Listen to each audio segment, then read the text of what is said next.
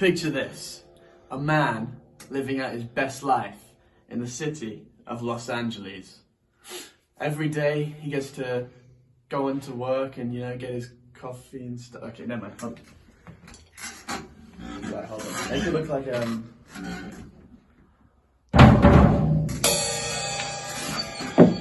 Okay, picture this, a vast desert landscape with just a road beside it. A man coming down the road on his motorbike. I know it's a bit corny, but just bear with me. Coming down the road on his motorbike. And you know what's in his hand? It's a letter from the desert. And it says, "Dear free soul, come live the good life with us at," and then, a bunch of coordinates or whatever. You've traveled far and you've traveled wide to be here now in the present. There is no tomorrow for this man. There's no yesterday. There's only today. There's only now, this moment, And I know it sounds a bit sort of corny, but it's good, right? Because he's finally alive, And as the opportunity reflects off of his blue-tinted sunglasses and the wind blows into his hair, he's feeling good and he's feeling free. And I think that's pretty good, right?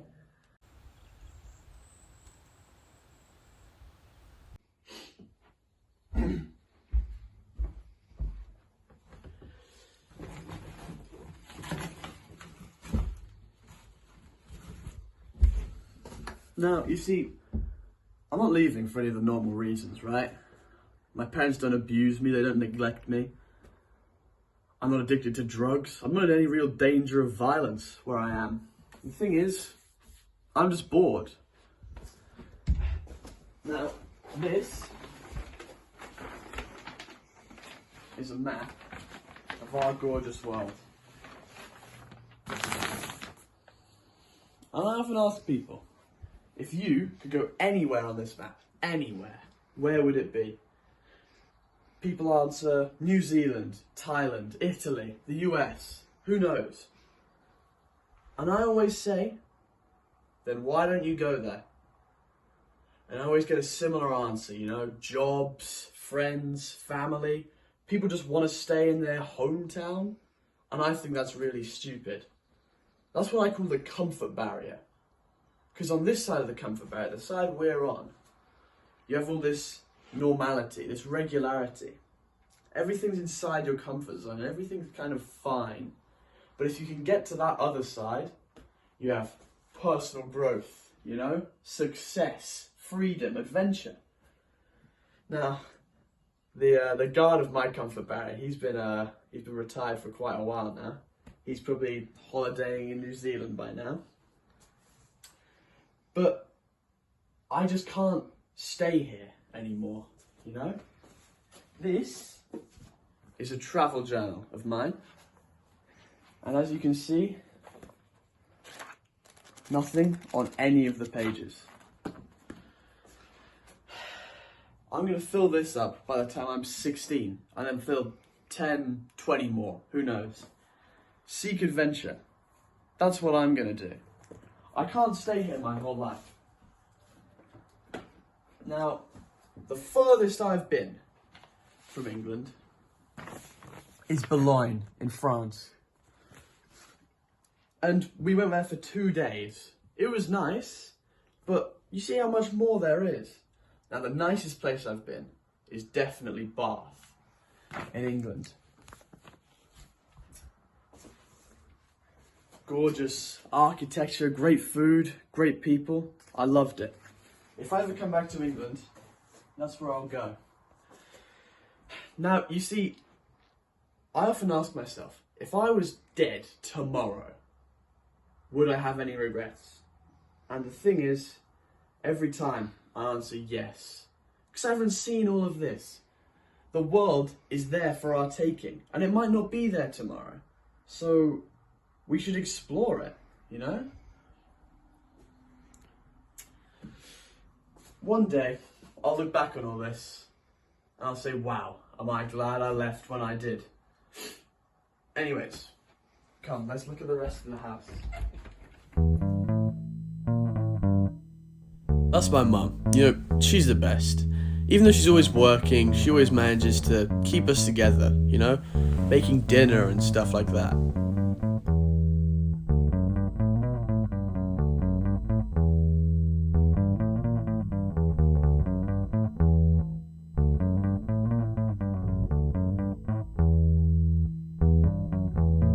And that's David. He may not look it, but, well, to be honest, he probably does. He's just over a year younger than me. He's not the most sociable of guys, so he spends a lot of the day in his room jamming to punk music. And that's Max. He's 12, but he acts like he's 6. He's the immature one of the family. But being the youngest, he has it pretty well.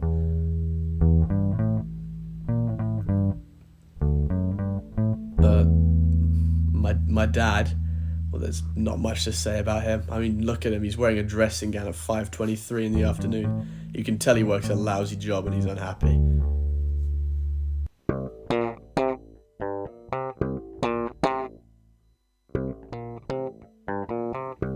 And then that's me, yeah. Well, I just felt like doing a freeze frame for myself.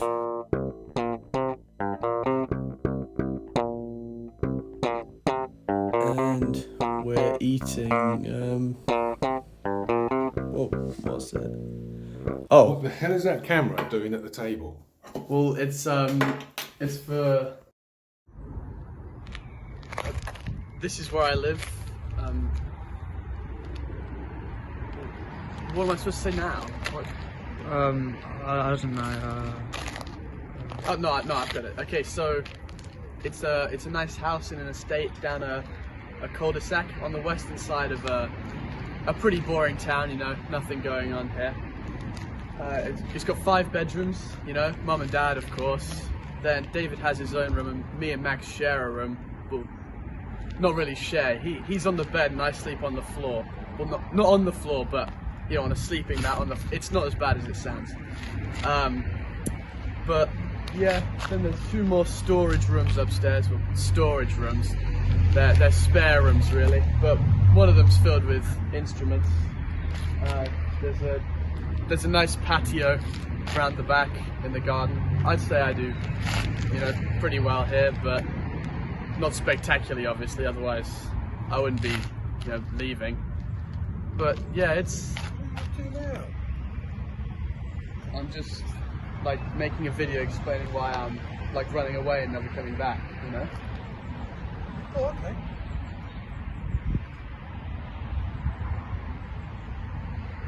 So yeah, this is you know, my family, my house. I love them all very much. I'm sure they love me too, but you know. Anyways, I'm not really sure why we're, you know, doing this now. Feels like it should be a bit later on.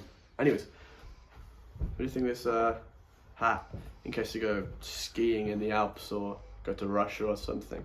Quite stylish, quite trendy. Keeps me warm. Anyways, let's go on with the tour. What the flip's that? What's your language? Isn't he like 10 years old? Alright, who the F is that? He's a kid you hired from the street. I did? Yeah, do you not remember? You said you're like gonna pay him £2 an hour to stand in front of mirrors and stuff in case I get shot. I did that. Yeah. Okay. Yeah, where's my money? Alright, what's your name, kid? Marty. Right. So, Marty, we're gonna be done very soon, hopefully. Thank you for being an extra and standing in front of the mirrors. Good. It's nearly my bedtime. Right. Okay. Let's get on with the tour then. Follow me. So.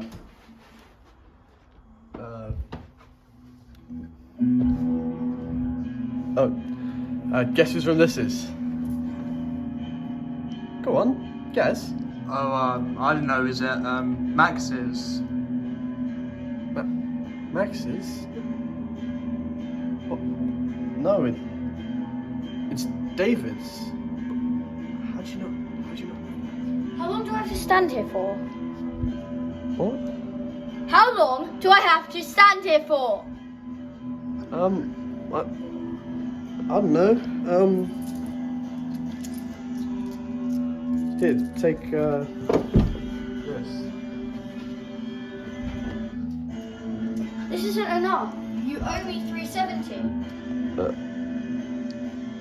Well, my mum's got a purse downstairs, so take what I owe you from that. Hey, no more than what's necessary, okay? There's 50s in that. I know where you live. I don't know where he lives. Anyways, David's room. Get out! Okay. David is, he's a real rocker. He's good once you get to know him, really, though. He's a nice guy. So, this is my, our room.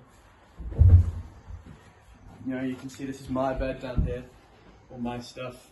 This is Max's bed and, all his stuff. Max, can you come here? Can I talk to you about something serious, please?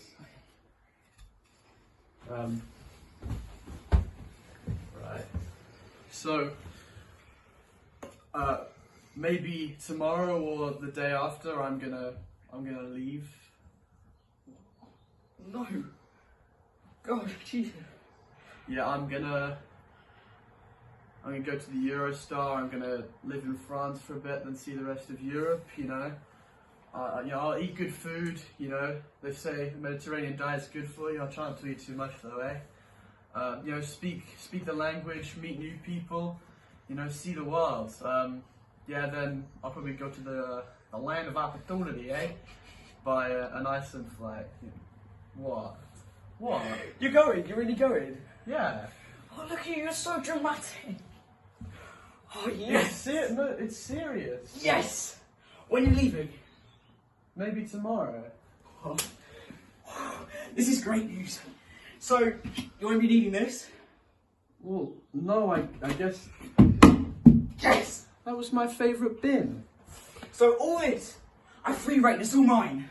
Well, it kind of already is. Oh my Max. God! I Yes! Oh, I'm so surprised you, but excited. you're more serious. Thank you. Thank you. Let's just let's cut to the montage.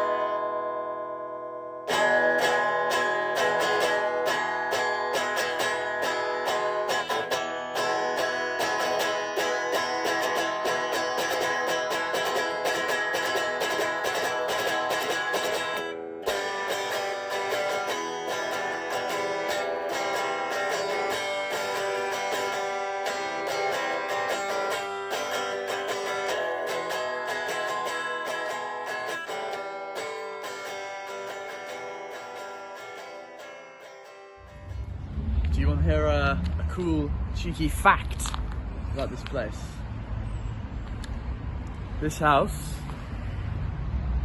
it's the oldest in the area.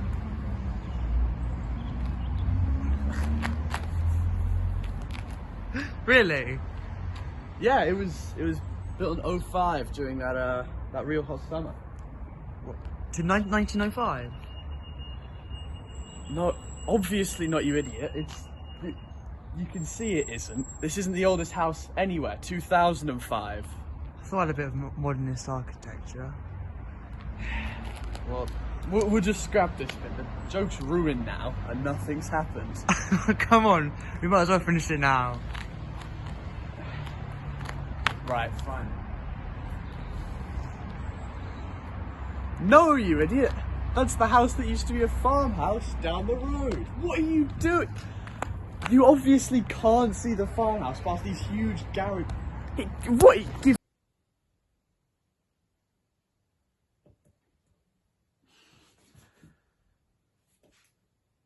I know it looks really messy, right? But I think there is a degree of organisation here. These are all schoolwork and this is homework. I don't even know about the rest of this stuff there.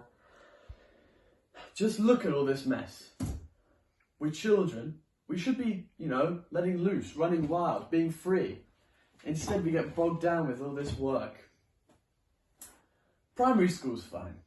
Because, you know, it's fun, but secondary school, we just get all this work dumped on top of us where we have to revise, we have to do homework, all just to get a degree so that we can get a job that we'll hate for 40 years, working 9 to 5, and just become a slave to society.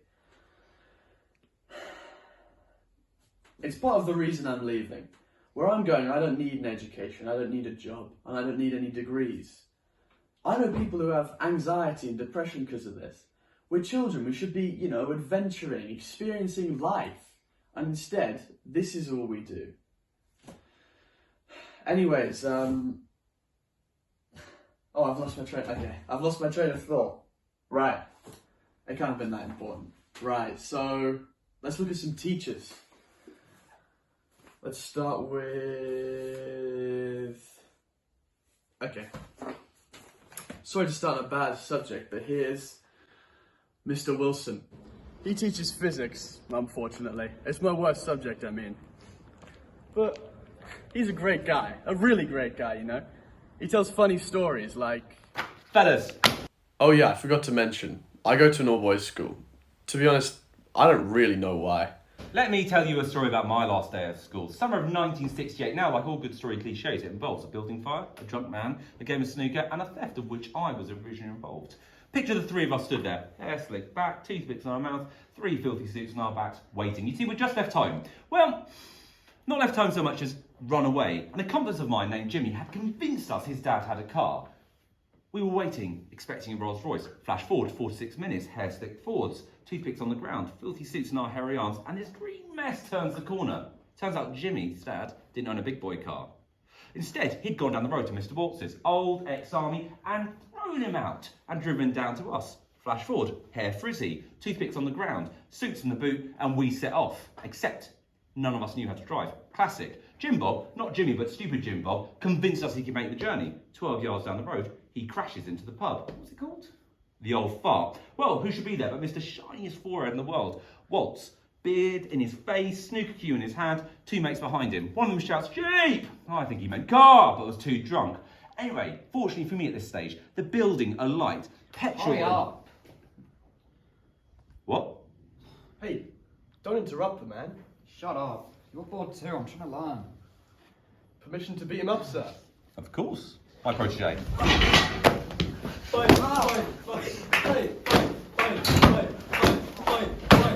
That last bit really happened. I swear, I'm his top guy. But yeah, I just think he picked the wrong subject, really. If he was teaching, I don't know, English or something, he'd be a great teacher. You know, great teacher plus great subject equals fun.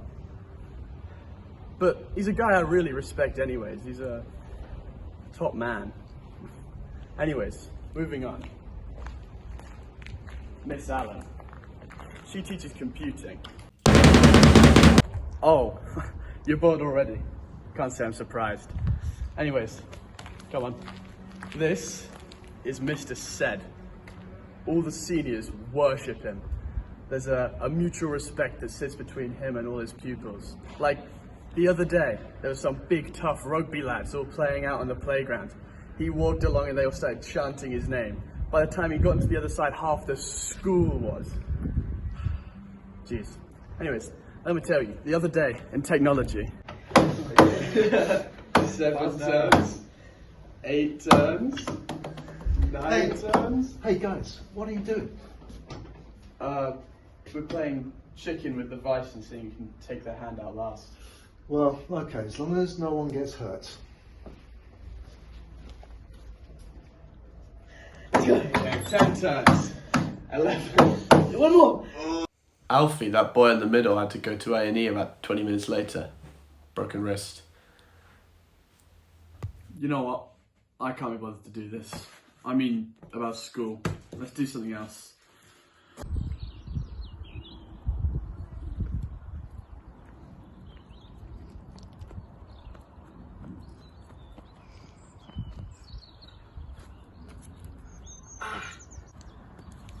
I'd like to share with you some of my personal philosophies.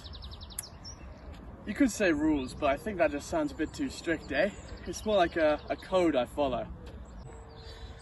Now for number one, it's something I haven't really touched on yet, but it's social media. Now, I don't want to talk about it too much, but what it comes down to for me is people just scrolling away their lives, you know? Obsessing on liking and commenting on other people's lives. It's just really unhealthy. People saying, oh, I wish I could be like them, but yet, I wish, yet. You see, I need to be productive in life. And what's all those pointless videos and stuff people watch on social media doing for their lives? It's just another fatal case of the desire to fit in. And next, I've touched on this before and I will again later, but not submitting to mediocrity. Not having any regrets in life, you know?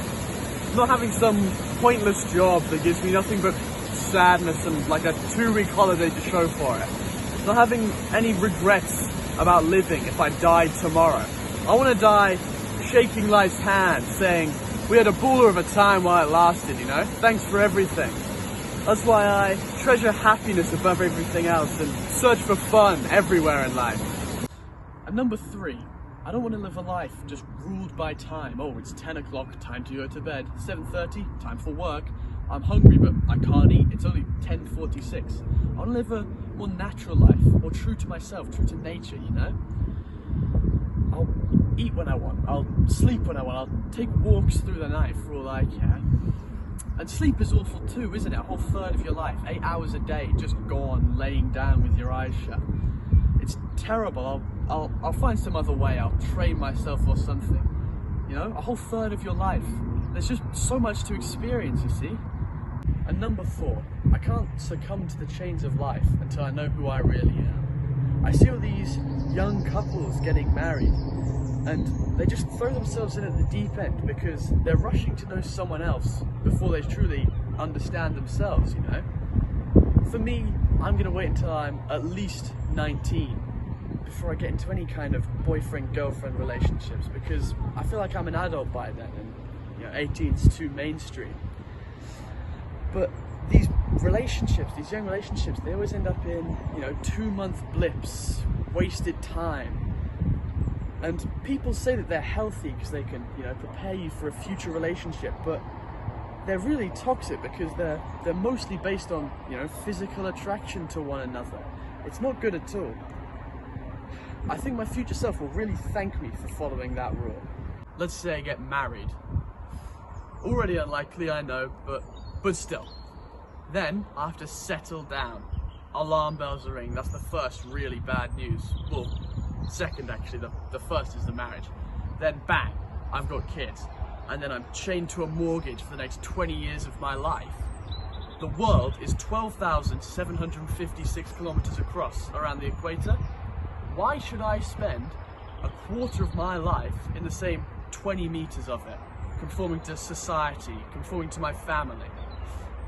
My aim as a person is to travel to as many countries, see as many places as I possibly can.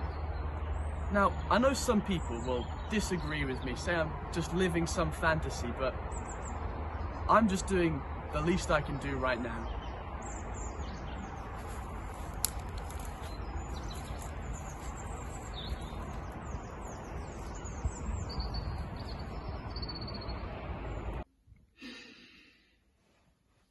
Ready? Yeah, I think I know I'm ready now. Because I was nervous about the whole thing at first, leaving everyone, but now I know it'll be a blaze. Plan? I don't really have a plan. You know, I have £300 in savings after hitchhike to London, and Eurostar ticket's only £50. So I get to Paris like that. My mum has this, I think her second cousin out in Paris, Dave is his name. He's cool. Well, I think everyone that lives abroad is cool, you know. But, so, you know, I'll stay with him in Paris for a little while, you know, speak the beautiful language, eat the food. Yeah, we'll be good friends, you know. I'll make some money, walk about like a gangster, you know. There'll be a time for me to leave though, to see the rest of France and, you know, then the rest of Europe. I mean, you know, I want to see Cannes, Lake Garda in Italy, you know, wherever they filmed Jules Jim and Cinema Paradiso. Oh, there's so much to do, you know. Time, my greatest enemy and my greatest ally. But there'll be a time for me to leave Europe altogether. I want to go see America. I'll definitely go via Iceland though.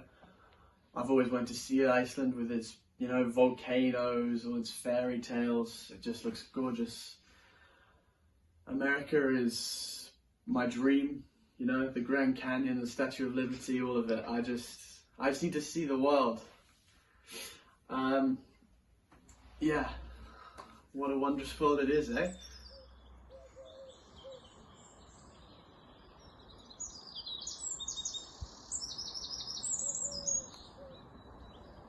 Have I told everyone? Well, I've told Dad, I've told Max, and Max probably told David. Oh, my friend, oh no, I told my friends last week while we were out walking, yeah. Oh yeah, guys, I almost forgot to mention, but next week I'm going to go live on the continent to go live my life. I'm going to go alone though, so I hope you guys have a good life anyways. I really do have to go. Come to think of it, I don't really know if they heard me. I mean, the river was loud. Well, either that or they were just plain drunk. Damn, that's it. Mum probably doesn't know. I mean, she's the one who deserves to know the most. And, you know, Dad, knowing his lazy self, he wouldn't have told her. Yeah, I'll go tell her now.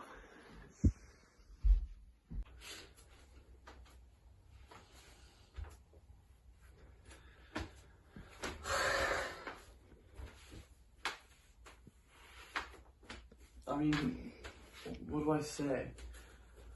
She's in there right now. I think she's probably working as usual. What about like, you know, Mum, I'm really sorry, but, you know, I have to go live my life. And I love you and I always will, but I'm gonna go live in Paris with Dave and then further into Europe and then even into America and the whole world. And, you know, and then, you know, she'll start crying, but I'll tell her it's okay, you know. We'll start hugging, and she'll probably give me an envelope with a couple £100, and then, you know, she'll realise it's for the best, and then I'll leave. Is that? Yeah, sounds good, yeah. Okay.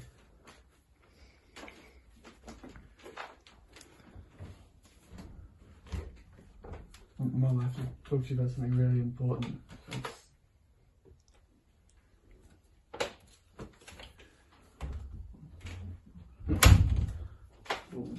What now?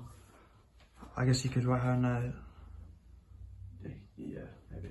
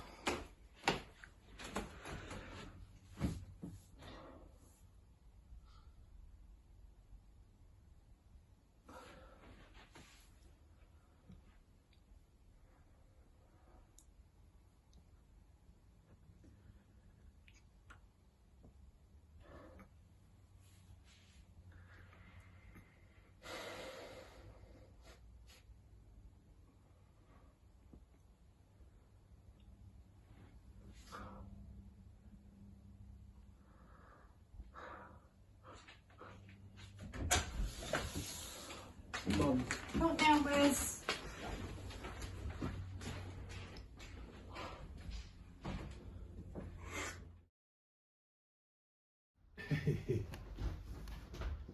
Bob. Yeah? Come on, I want to show you something. Alright. You sure you want to wear that hat? It's a bit hot outside, isn't it? Alright.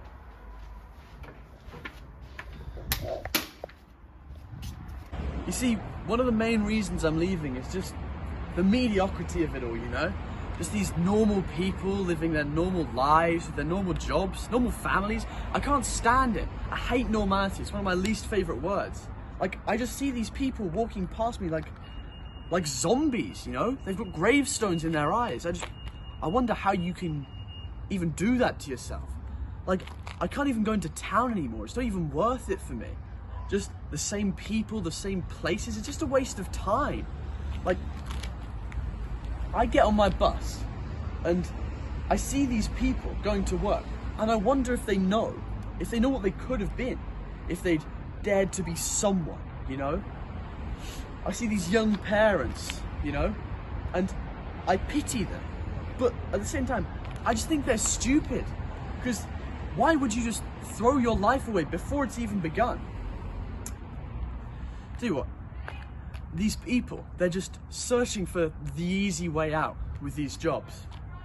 If someone told me that I was just another person in society with just another job, I'd cry and I'd cry and I'd cry and I wouldn't be able to stop crying. It's not who I am. For me, it's all about change, because change is growth, and growth is what life's all about, you know? Anyways, come here. So, I used to know someone who's moved away now, but we were really close, right? And he told me something that stuck with me forever. He told me, don't be another brick in the wall.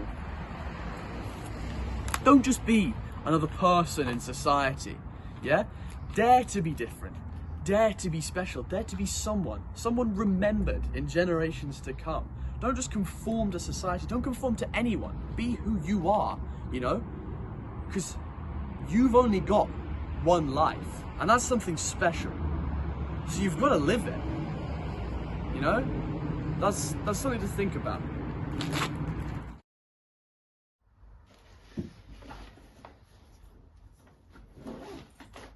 Oh, we won't be needing this anymore, will I? New haircut, the shirt off.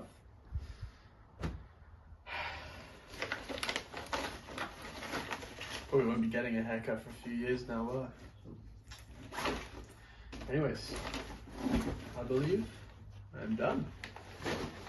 Wait, how about you, like, write a letter or something? How do you mean? For what? I mean, like, just to clarify things, like, with Mum and stuff, you know? Yeah, maybe. But isn't that kind of like, you know, those terrible, like, made-for-TV dramas where right at the end someone's, you know, running away, and everyone's just about to catch them, but they get there too late. So they write a note, and it's some monologue that they read out on the thingamabob while they're like driving away or catching a plane or something. Everyone's got there too late. Oh no! Or all those terrible action ones where they've just escaped from some like impenetrable fortress. How have they done that? But you don't get shown how, do you? No, no, no. It's all in the note. It's all lazy writing. Anyways, yeah, like that. Well, yeah, but I mean, not so corny. You know what I mean? Yeah. Yeah. All right. Cool.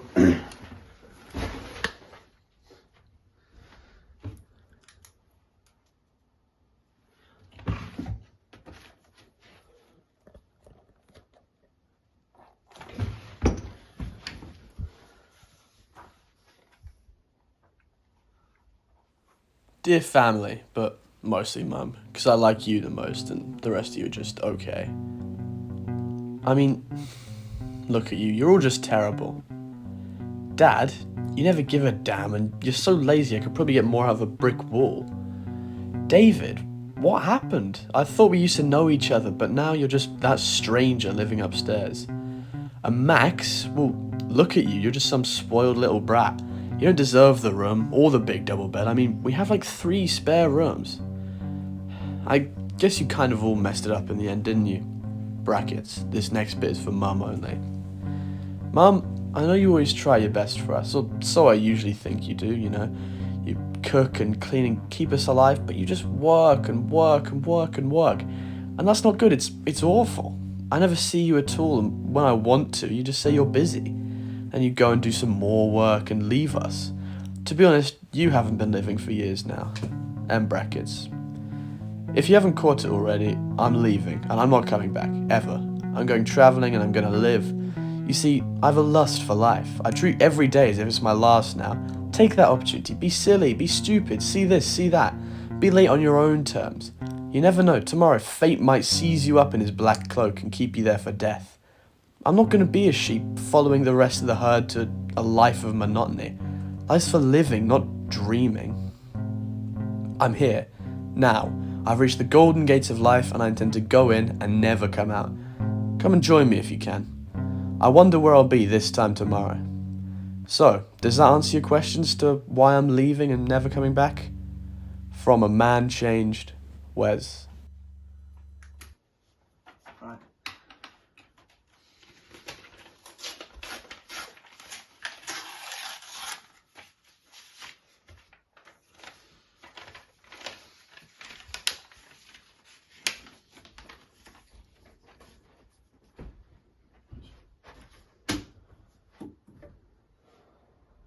Right. Time to leave then, I guess, isn't it? Yeah. Good. Yeah. Right.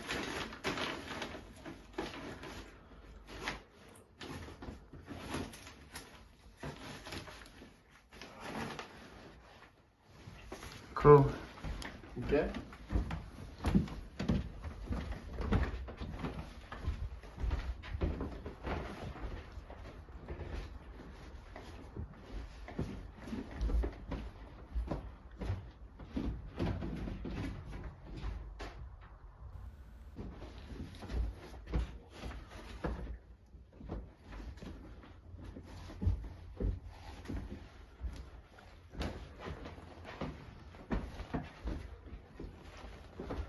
What are you doing? What are you doing? You think I'd leave without taking one last dump, did you?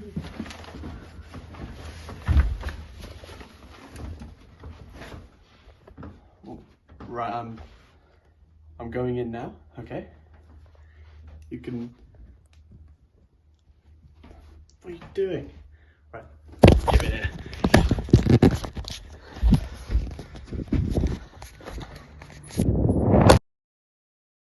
Hi, this is Wes, in case you hadn't guessed. Congratulations on making it to the end of my film, with all these people in it. Now I have to edit all this together, man. Right. Well, see you guys never, probably, I guess.